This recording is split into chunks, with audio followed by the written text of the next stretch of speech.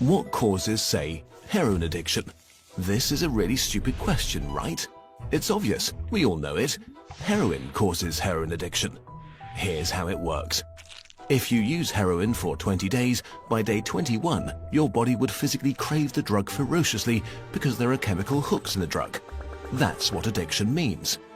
But there's a catch. Almost everything we think we know about addiction is wrong.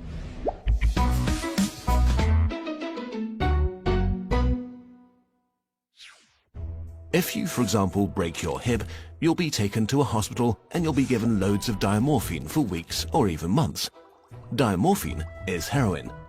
It's in fact much stronger heroin than any addict can get on the street because it's not contaminated by all the stuff drug dealers dilute it with. There are people near you being given loads of deluxe heroin in hospitals right now. So at least some of them should become addicts. But this has been closely studied. It doesn't happen. Your grandmother wasn't turned into a junkie by her hip replacement. Why is that? Our current theory of addiction comes in part from a series of experiments that were carried out earlier in the 20th century. The experiment is simple. You take a rat and put it in a cage with 2 water bottles. One is just water, the other is water laced with heroin or cocaine. Almost every time you run this experiment, the rat will become obsessed with the drugged water and keep coming back for more and more until it kills itself. But in the 1970s, Bruce Alexander, a professor of psychology, noticed something odd about this experiment. The rat is put in the cage all alone. It has nothing to do but take the drugs. What would happen, he wondered, if we tried this differently? So he built Rat Park, which is basically heaven for rats. It's a lush cage where the rats would have colored balls, tunnels to scamper down, plenty of friends to play with, and they could have loads of sex. Everything a rat about town could want. And they would have the drugged water and the normal water bottles. But here's the fascinating thing. In Rat Park, rats hardly ever use the drugged water. None of them ever use it compulsively. None of them ever overdose. But maybe this is a quirk of rats, right? Well, helpfully, there was a human experiment along the same lines, the Vietnam War.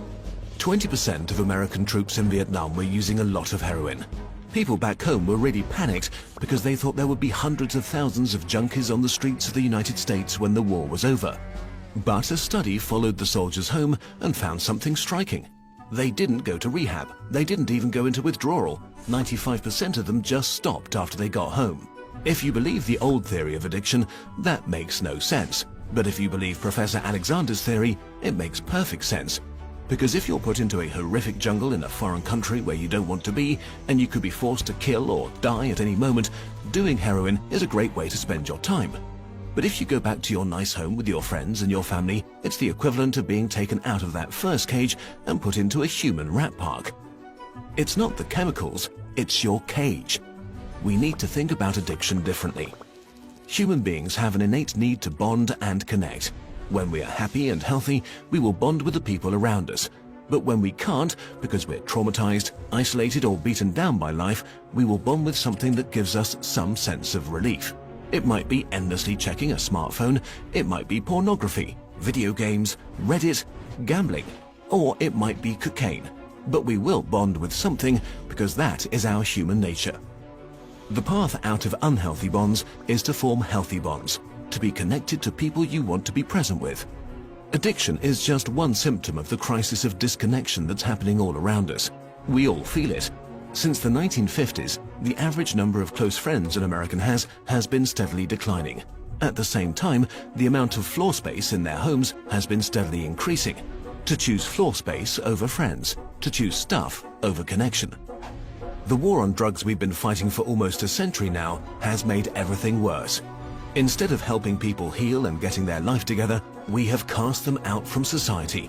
We have made it harder for them to get jobs and become stable. We take benefits and support away from them if we catch them with drugs. We throw them in prison cells, which are literally cages. We put people who are not well in a situation that makes them feel worse and hate them for not recovering. For too long, we've talked only about individual recovery from addiction. But we need now to talk about social recovery, because something has gone wrong with us as a group. We have to build a society that looks a lot more like Rat Park and a lot less like those isolated cages. We are going to have to change the unnatural way we live and rediscover each other. The opposite of addiction is not sobriety. The opposite of addiction is connection.